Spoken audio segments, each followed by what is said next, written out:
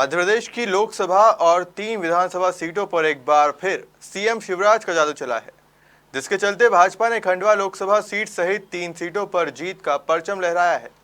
इस जीत से जहां भाजपा कार्यकर्ताओं ने आतिशबाजी कर जश्न मनाया, वहीं विपक्ष कांग्रेस नेता और कार्यकर्ताओं में मायूसी देखी जा रही है। उपचुनाव में फिर चला सीएम शिवराज का जादू। एक बार फिर कमलनाथ पर भारी पड़ा कमल।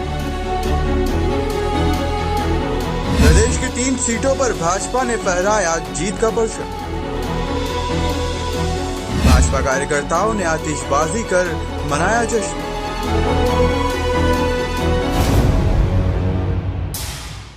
मध्य प्रदेश में खंडवा लोकसभा सीट और जोबट, रेगांव और पृथ्वीपुर विधानसभा उपचुनाव में एक बार फिर भारतीय जनता पार्टी ने प्रचंड बहुमत से जीत हासिल कर ली है। बात करें खंडवा बुरहानपुर लोकसभा सीट की, तो नंद कुमार चौहान के निधन के बाद भाजपा ने उपचुनाव में ज्ञानेश्वर पाटिल को अपना उम्मीदवार बनाया था, जिन्होंने कांग्रेस प्रत्याशी राजनारायण सिंह पुर्णी को भारी बहुमत से मात दी है। ज्ञानेश्वर पाटिल की जीत के बाद जहां भाजपा कार्यकर्ताओं ने आतिशबाजी कर जमकर जश्न मनाया, वहीं कांग्रेस प्रत्याशी राजनारायण सिंह पुर्णी ने प्रशासन पर भेदभाव का आरोप लगाया। तरीका क्या तुम्हारा? हम आप कलेक्टर साहब कह रहे हैं आप हमें अलाउंस करा देंगे, तो सुबह से क्या हम हर जगह रहते क्या? अधिकार दी चम्मच गिरी के प्रशासन ने सही नारे लगा रहे लोग। तुम मुर्दाबाद के लाएंगे प्रशासन तुम्हारा। तुमको सब सोने की नारा पेरा देगी भारतीय जनता पार्टी।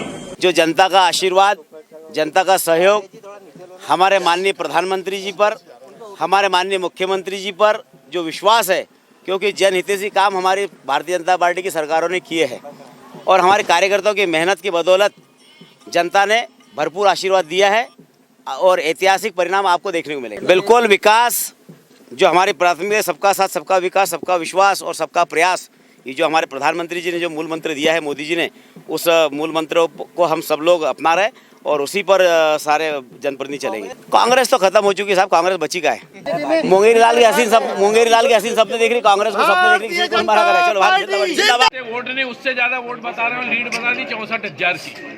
फिर बाद में वहाँ हमारे कार्यकर्ताओं ने बहुत माथापच्ची करी, तो उसके बाद में वो लीड वापिस 40-41 हजार पे आई और फिर धीरे धीरे लीड कम हो रही। भाई जो ईश्वर को मंजूर होगा, जो सारी बात सही है, लेकिन ये जो खेल खेलना चाह रहे हैं, सरकारी तंत्र भी भारतीय जनता पार्टी के सारे भी जो तंत्र काम करना चाह रहा है, ये अवैधानिक और ये लोकतंत्र का गला घोट है। नहीं, आप एक बात बताओ ना कि जानबूझकर लेट करते हैं, जानबूझकर ये सब सारी स्थितियां पैदा कर रहे हैं। ये हो रहा था, उसके बाद तो हमारे जो लोग हैं अंदर जो गिनती कर रहे थे, उन लोगों ने फिर वहाँ पे खड़े होकर सब माथापच्ची करी, तब वो वापिस करेक्ट लिखा और सब स्थिति वहाँ फिर कायदे में लाए। भाई आप एक बात बताओ ना, 64,000 की लीड मेरे ख्याल है 30,000 के आसपास आ गई।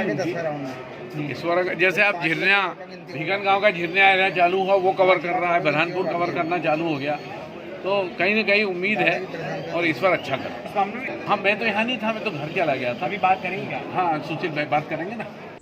वहीं अलीराजपुर जिले की जोबट सीट पर इस बार भाजपा ने ऐतिहासिक जीत दर्ज कर कांग्रेस प्रत्याशी को चारों खाने चित कर दिया। जोबट में कांग्रेस छोड़ भाजपा में शामिल हुई सुलोचना रावत ने कांग्रेस प्रत्याशी महेश पटेल को 6,000 से ज्यादा मतों से करारी शिकस्त दी है।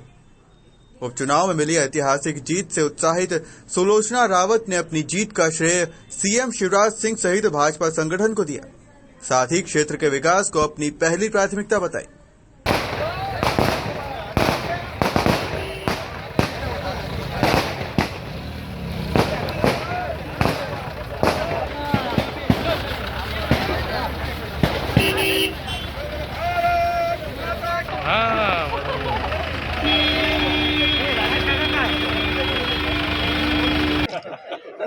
उदय जी थोड़ा सा पीछे हुई, उदय जी थोड़ा सा पीछे हुई। हाँ सर, अब आएगा।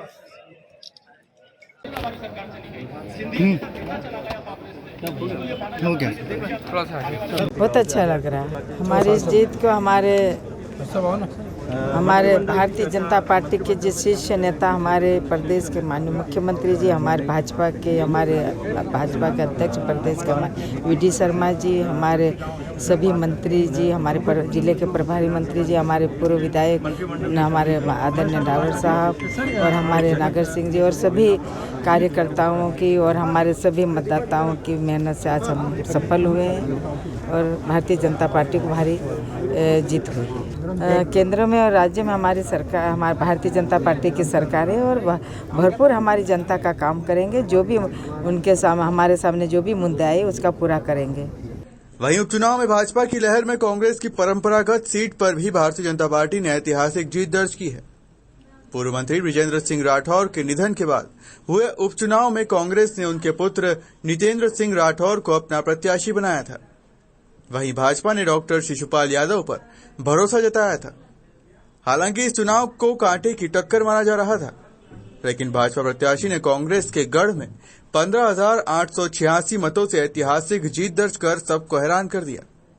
भाजपा की जीत पर केंद्रीय मंत्री वीरेंद्र खटीक ने कार्यकर्ताओं को बधाई दी और इसका श्रेय सीएम शिवराज से लेकर संगठन को दिया। देखिए, निश्चित रूप से जनता का जनादेश है और जनादेश है विकास के लिए, जनादेश है एक शानदार प्रत्याशी जो भारतीय जनता पार्टी ने दिया है उस प्रत्याशी के लिए।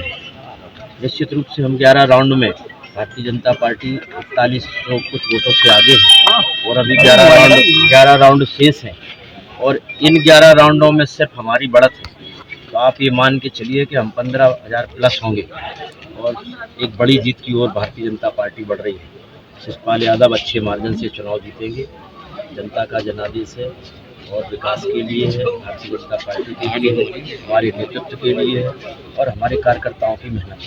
इसका ये परिणाम है कि हम पृथ्वीपुर का उपचुनाव शानदार तरीके से जीत रहे हैं। वहीं उपचुनाव में करारी हार से निराश नितेंद्र सिंह राठौर ने अपनी हार का ठीकरा प्रशासन पर फोड़ा। उनका कहना था कि प्रशासन ने भाजपा नेता और कार्यकर्ताओं को पूरी आजादी दी, जिसके चलते उन्हें हार का मुंह देखना पड़ा। मैंने सबसे पहले आपको बोला, हमने पूरे कार्यकर्ताओं ने पूरी दमदारी के साथ चुनाव लड़ा। अंत तक कार्यकर्ता जूझते रहे, संघर्ष करते रहे, लेकिन मुझे लगता है कि मतदान के दिन जिस तरह से आज़ादी भारतीय जनता पार्टी को मिली, उनके नेताओं को मिली, उनके कार्यकर्ताओं को मिली और हमारे कार्यकर्ताओं पर दबाव डाला गया और उनको उठा लिया गया पुलिस के द्वारा, तो वो मुझे लगता है निर्णायक उस दिन चीज़ें हुई और जिसका नुकसान हम लोगों को निश्चित रूप से प्रशासन का दबाव रहा। आखिरी 3 दिन में लोभ, लालच, शराब, पैसा भी बांटा गया और उसके साथ साथ मतदान के दिन खास तौर पे जो जिस तरह से खुली आज़ादी भारतीय जनता पार्टी के कार्यकर्ताओं को रही और हमारे कार्यकर्ताओं पर दबाव बनाया, इसका असर इस रिजल्ट पे पड़ा है। प्रदेश की 3 सीटों पर प्रचंड बहुमत से जीतने वाली भाजपा को रेगांव विधानसभा उपचुनाव में हार का मुंह देखना पड़ा।